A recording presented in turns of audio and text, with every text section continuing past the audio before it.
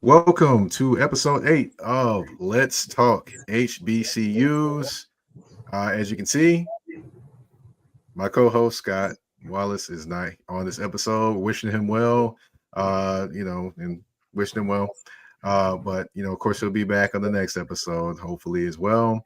But on this episode, we're going to talk to someone that is making history in what she does, and that would be Miss Angela Llawani. How are you doing? Good. How are you? I'm doing great. I'm doing great. We want to get to your story, your journey. You're now. Can you give everyone your title and where you currently are? Yes, I'm the coordinator of athletic management here, slash the director of football operations at Northeastern State University in Tahlequah, Oklahoma. Nice, nice. We're gonna get into your journey and how you got there, as well. Of course, in this episode, and just kind of allow the viewers to kind of understand the journey that you have. But of course, we got to start from the beginning. Where did you actually grow up? I grew up in Alexandria, Virginia. I went to the high school called T.C. Williams High School, where the Remember Hmm. the Titans football movie was filmed. Wow. Yeah, definitely have a lot of memories of that movie. Of course, you will not fumble the ball. You fumble the ball, you go, yeah. Yeah, I know. I'm over here quoting the movie. And then of course, Sunshine's out there running the football. Then you have Rev as the other quarterback. And yeah, it was yeah, that's one of my favorite movies. So, it's bringing up a lot of memories when you bring up that school. Now, I gotta ask, does a lot of that history of that movie rub off on the school as well? In terms of like Yes, just I the mean, different things that people talk about or whatever. yes, I feel like it's actually changed recently. They actually changed the name to Alexandria City Public High now, and ever since I left, I graduated in 2018.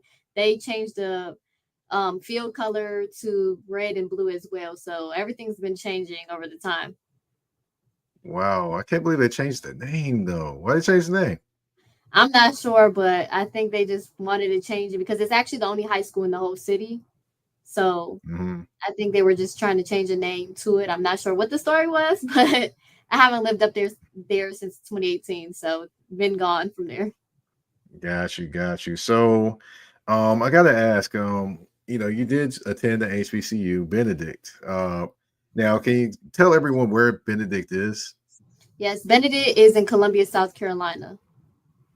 Got you. So from Virginia to South Carolina, how did you find that university? So I can tell you actually, you might not know. I actually started at Virginia State for a year. Um, I Okay. I was a walk-on track athlete there. I started my career there, and it was an accounting major. I had a 3.9 when I was there for my freshman year. Walk-on athlete, everything was going good.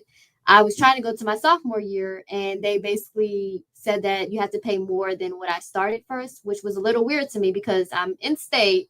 So I ended up going to a HBCU career fair, and I decided to basically explore different options and stuff like that. So I went to a HBCU career fair, and I went to the Benedict College booth, and they gave me a full ride for 4 years. Which sometimes you hardly get when you're a transfer student, but my grades were so good and they needed more track athletes there. So I took advantage of that. I ended up becoming a walk on athlete as well, but I love running, and it's not all about money. It's about something that's motivating you and helping you and love what you're doing. So I just took advantage of that. I drove 8 hours from Virginia to um, South Carolina, ended up there from 2019 all the way to 22, and then I went back to get my master's as well. Okay. So in track, what events did you run? I know I ran track and I did like the 400. So what events did you run? So in high school, I was a sprinter. I wasn't that good, but I liked the run, so I tried something different. In college, I ended up running distance. Never ran distance a day in my life. I probably ran a 4x8 one time in college, because that person was sick, so I stepped in. So kind of was hard. I ran cross country, indoor and outdoor. Never ran it before. And when I went to Virginia State, I went from 25 minutes in the beginning of the season to 21 minutes at championship. And I got the most improved cross country runner award. Never ran it, like I said, but I pushed myself. I didn't like it at first because it's like in the jungle and stuff like that. I love the home meets though, because you get to run on campus and other sports and people are getting to cheer for you, which is different to me. But when I transferred to Benedict College, it was like in the jungle, kind of different sceneries. And then also at Benedict College, we didn't have an indoor or outdoor track. So we had to use the University of South Carolina's track as well. Okay. All right. Yeah, definitely ran. I would say I definitely ran cross country in middle school, like sixth grade. Um, and yeah, you run through all of that, doing all this, that, and the other, and Yeah. people sprinting and all that stuff at the end. And I'm like, man, come on now. But yeah, I had to give it up after doing it that one time. My first love was playing football, so nah, I had to give that up. But while at Benedict, or I should say, when did you actually kind of gain interest in, the operation side of things when it comes to, sports? So I started off at Benedict College in 2021. I got injured in track and I needed something to motivate me. I'm not just a school person. I like to keep things moving. So I decided to talk to the football coaches. I already knew the football players, obviously, because I ran track. So I took advantage of that, became a football Mhm. manager. I was actually the only manager there at the time. I kind of got into the manager role by asking, but I kind of made it my own Twitter platform up and decided to help promote Benedict College football, from recording like different events like a fish fry, having different things like games, basically plays, recording anything they have practice, taking pictures of recruits coming and stuff like that, just to help promote. Feel like it's a good advantage because a lot of people don't just look at the football page. They started looking at my page because everybody doesn't travel. So I kind of came known at that school over the time from 2021 all the way to 2025. Um, and I basically, people still look at my page to this day because of what I did for the program, and they're like very appreciative. On top of that, I was the manager. I helped with the equipment. During my time there, I also helped with like fall camp and the camps for different schools when we had different people come, like coaches. I helped with that. I was the main person at the school to take less pressure off the coaches. I was saying the person's period, like I would say period one, how many minutes is remaining, so coaches can know, oh, you can move on to the next period. So I was kind of in charge of that, which took a good time for me. And it was like a key moment for me as well, because you're taking less pressure off the coach. But I like to make sure things are organized. So that kind of got me into like the operations kind of stuff and like assistant to head coach. And then I helped with the recruiting a little bit. And then I basically graduated in 2022 with my accounting degree. That's when I wanted to become an accountant. Try to pursue my master's of accounting at University of South Carolina, but going to a smaller school to a bigger school was kind of very hard for me. But I ended up going for a whole year, didn't graduate, but I took advantage of becoming a grad assistant for track operations at the D1 level, and that kind of got me interested in using my bachelor's degree in accounting. And then I went back to Benedict College and used my operations skills from South Carolina to football. And they wanted me to come back to become the football operations assistant there, and graduated with a 3.9 with my master's too. Got the most outstanding graduate student because I worked everywhere, a lot of sports, and have outside basically everything, and took advantage of that. And I used the accounting degree and the master's of sports and put it together to do business/sports operations. Nice, nice, nice. So, um, you did kind of in there mention that your journey started kind of, getting acquainted with operations at South Carolina. Now, when you went to South Carolina and you started getting acquainted with it, how did that kind of go at first? Did people did you kind of have to move your way into it, force your way into it, or were people kind of welcoming, trying to give you advice, different things to kind of help you matriculate through the process? So I actually already had a connection in South Carolina, so that's why I kind of ended there. I actually was working with Benedict at the same time, going back and forth because I love football so much. Um, the only reason I worked under Coach Curtis Fry, he's not there now, he retired. He's been motivating me since the day one. Actually, when I was running track, I used to be bored and not watch, obviously track meets are very long. So I decided to check people in, like volunteer. And ever since then, me and him came close. And then later on, he asked me if I wanted to become a track official, him and somebody who's in charge of the track officiating there. And ever since then, I came become a track official there. And then they asked me if I wanted to become a GA the next year, and that's how we got connected. And they've been helping me ever since then with like operations, learning. I'm asking questions, and it's been helpful so far. Nice, nice. So, I'm pretty sure they've offered some key advice along your way, along your journey, correct? Yes. All right. What was some of that advice, or was some of the biggest bit of advice that's kind of stuck with you and helped you along your journey? Feel like they know my journey was with football, but they were like take advantage of every sport.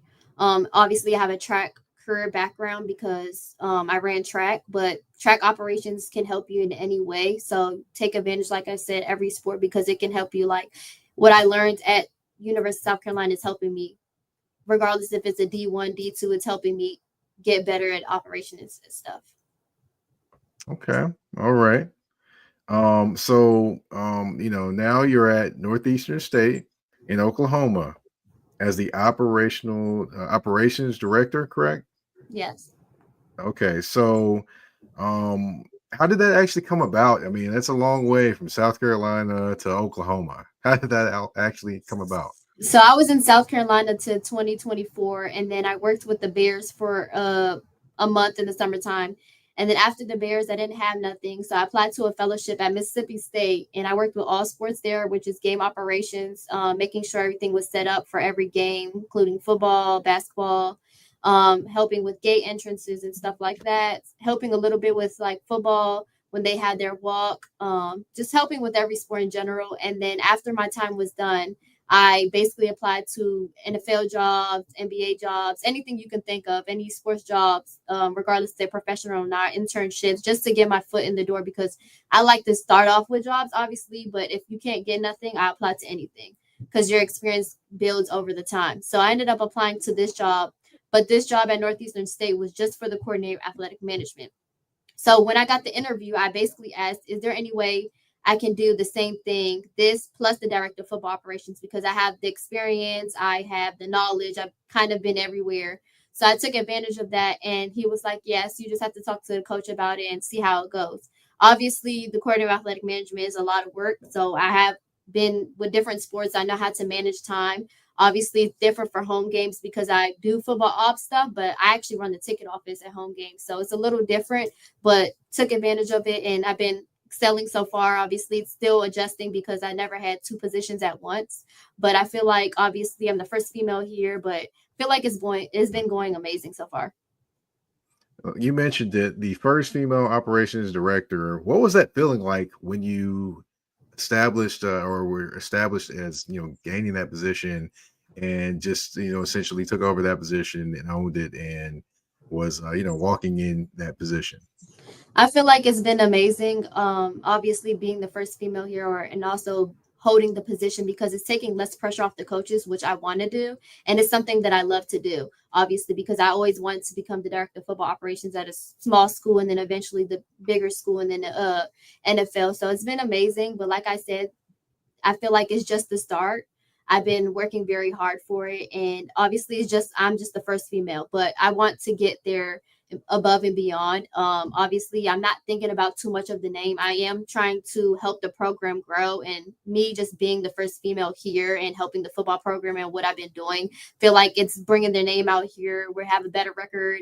We have a new coach that's been here for 20 months, and he's changing the whole program around as well. So I feel like he understands me. I'm getting to learn him. He's getting to learn me as well. So I feel like it's been going great, but it's just the beginning. All right, sounds good. Sounds good. So, um, I got to ask, how do you just feel you are kind of inspiring young women that may be looking at you in your position and aspire to do what you do? So I feel like my Twitter platform, my Instagram, my TikTok as well, and LinkedIn, I've been using. I used to start for Twitter, but now I use everything as my platform because I feel like I want to inspire other women and other people in sports. So I've actually had so many people reach out to me, regardless if it's a male or a female. So I've been trying to give them advice, like you should basically apply to any sport opportunity, regardless if it's paid or not, because that's how your experience starts. And that's how my journey started. I basically volunteered at 5 different bowl games and basically got into football because of that, by networking, adding people on LinkedIn. Basically, after all my opportunities, I post everything on like every platform, because that's how people get to know you. And they're like, oh yeah, she's been here. I know her from here. So it just shows that how my hard work's been paying off, and feel like it's been going so great because females been reaching out to me, even players think they're going to play after for a long time after football in college. A lot of people don't have the opportunity to do that. So I'm trying to get them into coaching or something around like different sports or football to help them after football as well. All right. And, for just any of the young people that are wanting to get into, operations, things like that, what's the biggest bit of advice you could offer to them? I feel like the advice would be like use teamwork online for sure. That's basically with like professional levels, all sports, basically apply to anything there. But my first advice is if you go to a college, the first thing you should do is try to get within the athletics department, regardless if it's just the athletics department or any sport, because you can always move around sports and do anything. Like if I work with football marketing, I can always go to basketball marketing because you have the experience. So don't take advantage of one little sport. Use the athletic department as a whole and use every sport as general, because it'll pay off. Like what I did at Mississippi State is kind of what I do here at this job. It's not what I want to do. My long-term goal is obviously football ops, but it's helping me because I have now gained experience in game ops, event operations. I've been helping with football operations, basketball operations, and track operations. And it's been helpful along my journey to get to where I'm at today. Okay. All right. Well, I want to thank you for coming on the show. I want to thank you for just allowing everyone to understand your journey. Now, if they don't know, of course, Benedict is a HBCU. And also, when it comes to where you currently are at Northeastern State, you are the first female operations director there. So that deserves an applause. And also want to say, job well done. But like you said, this is just the beginning. I want to thank you, Angela, for coming on the show. If you can, tell everyone where they can find you on social media. Since you said you're active on social media, can you tell everyone where they can find you on social media? So my Instagram is DFO Angela, since I'm the DFO. My Twitter is LILANGELAAA _. I'm gonna change that soon to DFO Angela. And then my LinkedIn is Angela Llawani. And then I post stuff on Facebook, so it's the same thing as well. All right. Well, I want to thank you for coming on the show and explaining your journey and kind of how you went about getting to where you are. Very inspiring journey, very good journey. And hopefully some young men and women that are listening will take that advice, take that journey, and know how to move forward with that, given what you have just spoke about on this show. Thank you again for coming on the show. I know you're very, very busy, so thank you for allowing us some of your time, and have a great night. Thank you. You're welcome. That was Angela Llawani on the show. And like I mentioned, the first female operations director at Northeastern State. I have to say that in Ohio, remember that, Ohio. So want to, of course, thank her for coming on the show, giving us her journey, how she got to where she is, and how it all started. And again, want to thank her for coming on the show. And Oklahoma. Did I say Virginia? Hopefully I said Oklahoma. Good gracious. I might have got tongue-tied a little bit over it, just a little bit. But hey, definitely want to thank her for coming on the show. Want to end the show, of course, talking about HBCU news. Now, I'm going to keep it Tennessee State and, talk about football season. Now, of course, last weekend they played against the number 11 ranked Tennessee Tech Golden Eagles, and they lost. I believe the score was 35-8. Forgive me if I cannot remember all of the score. But, definitely was a game where they were right there with Tennessee Tech. Defense was playing well, just offensively couldn't get consistent drives together and sustained drives to give their defense rest. And eventually the defense kind of wore down. We've seen some of these stories before. So going into this game, they'll be taking on Eastern Illinois. Eastern Illinois is one of 4 teams that are 1-0 in the OVC Big South, and those teams are, just to give you those teams there, Tennessee Tech, which just spoke about, Lindenwood, which is a fairly new team in the OVC Big South, and UT Martin. All 3 of these are tied with Eastern Illinois for the number 1 spot. Okay, let's see. Now, as far as Eastern Illinois, they're overall 2-2 this year. Their leading running back is Charles Kellum, running back a transfer from Akron, and they do have Mr. Fleming, that is a lightning to his thunder. And these two combined have run the football really, really well. They've combined almost near 500 yards. And if you look at just the makeup of the team, they actually are a team that likes to run the football. And with that being the case, the Tennessee State Tigers have to stop them or slow them down running the football. If they're able to do that, then, it forces them to pass the football. And they have an pretty inexperienced guy at quarterback, Connor Wolf. Basically, he's been stepping in for Cole LaRue. Cole LaRue is a redshirt sophomore, but he actually has been injured the last couple of games. But if either of these guys play, both of them are inexperienced, which means, potential, down the distances, you can force them into potentially bad plays, especially with Greg Williams calling the 1 and the 2s for that defense. Definitely just taking a look. Connor Wolf has been the main guy there because LaCrew has been injured a good bit. It's 41-67 for 613 yards, 61% completion percentage, 4 touchdowns, 3 interceptions. Not a ton of numbers would go through 4 games. So it kind of tells me they lean on the running game and just use the passing game. Now, they did have one game where they leaned on the passing game, but, for the most part, I look at all of the things that are going on as opposed to the one anomaly where he passed the ball more than he did the other 2 games. I'm going to take that one as the outlier. As far as just looking at them defensively, they're going against a Tennessee State offense that is still trying to find its way. McNair started the last couple of games a quarterback. No, he's not related to Steve McNair. He has shown some flashes, but he's also shown sometimes he needs a little bit more experience. The big thing for Tennessee State, get their running back going, Kendrick Rhymes. Now, Rhymes actually is one of the top running backs in the OVC this year, Big South OVC this year as well. The transfer from Southern has did his thing. I mean, he's made some things happen. He has made, I remember one play against Tennessee Tech, he actually dodged a guy in the backfield and got around the right side and actually gained about 10 and then got straight up the field, got 10, 11 yards. It was pretty impressive play. Just looking at just the lack of blocking on that play, how he was able to make that happen out of nothing. So in this game, I'm pretty sure the Eastern Illinois defense will be focused on him.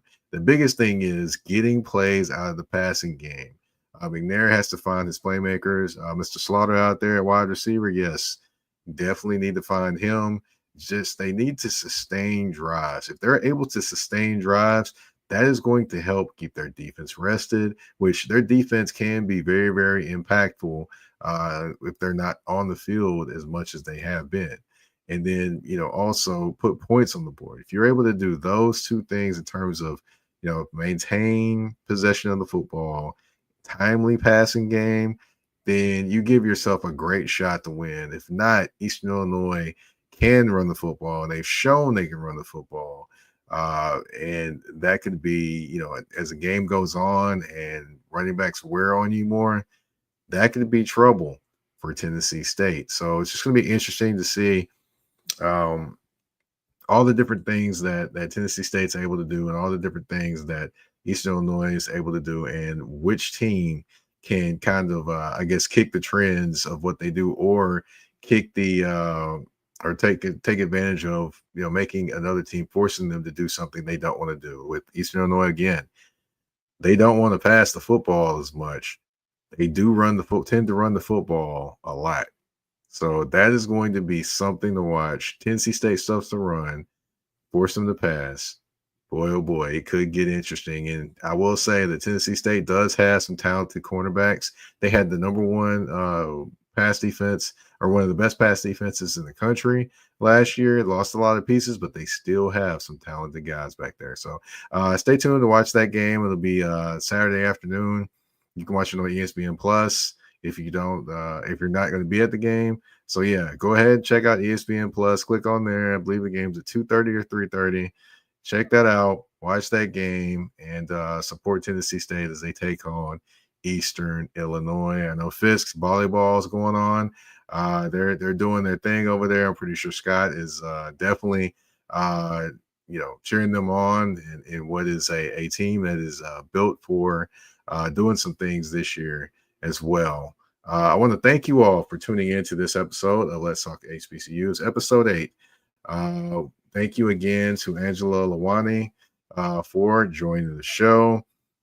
Thank you all for listening to the HBCU News. You got anything you want to add, please find me on Twitter. No, I will not call it X. The only X I recognize is DMX and Malcolm X. You can find me on there at Mike Patton 82. It's MikePaton82. You can find me on Instagram and Threads at that's THA, not THE, _general_MP. And you can find Let's Talk HBCUs on YouTube at the Mike Patton Network. Thank you all for tuning into this episode of Let's Talk HBCUs. We're out. Peace.